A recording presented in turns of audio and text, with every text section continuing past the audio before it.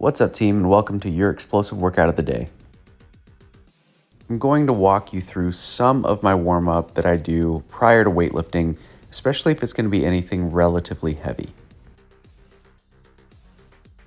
Be sure to stick around to watch me take on today's XWOD, and at the very end of today's video, I'm going to provide you a bonus tip, so don't miss out on that.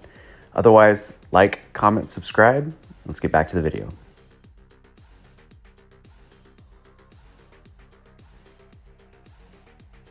You'll notice that I'm going through a variation of what is known as the Bergner warm-up from Mike Bergner.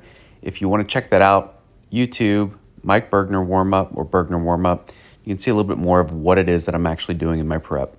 After I've warmed up the lift portion of the XWOD, I move directly into the explosive movement, which today is going to be a variation of the box jump. And so I start with a standing box jump and I move into seated box jumps. Here you see me messing a bit with the distance between the boxes. The idea behind that is when you come off the low box, you want to make sure that the tall box is not too close or too far away from you. Once I feel primed and ready to go in both the lift portion and in the explosive movement, I'm going to begin adding load to the lift portion to establish the load that I'm going to hit for the day, as well as I'm eventually going to move into the explosive piece so that I can work on what that needs to look like. And in this case, it's going to be based on height and how I'm feeling that day. I'm going to use the first few lifts to determine how well I'm moving the bar. And if there's a good amount of speed and it's moving up with ease, I'm going to bump up really quickly, which is what you're seeing here. The idea is not to wear myself out in the warm-up. The idea is to establish the load I'm going to use for the workout and get to it. The same idea applies to the explosive movement. I'm going to base it off of how I feel and how well I'm moving. And as seen here, I'm feeling pretty good, so I'm moving up in height relatively quickly.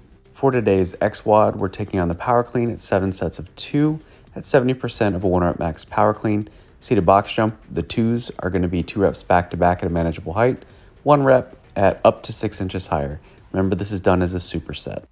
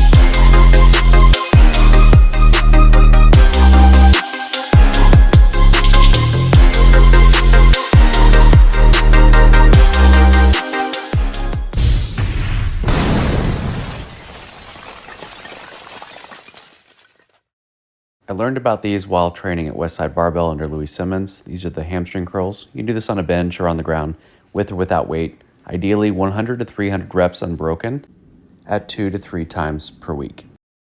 This is a great way to train your hamstrings and strengthen your knees during your cool down, and it's a movement that is often overlooked.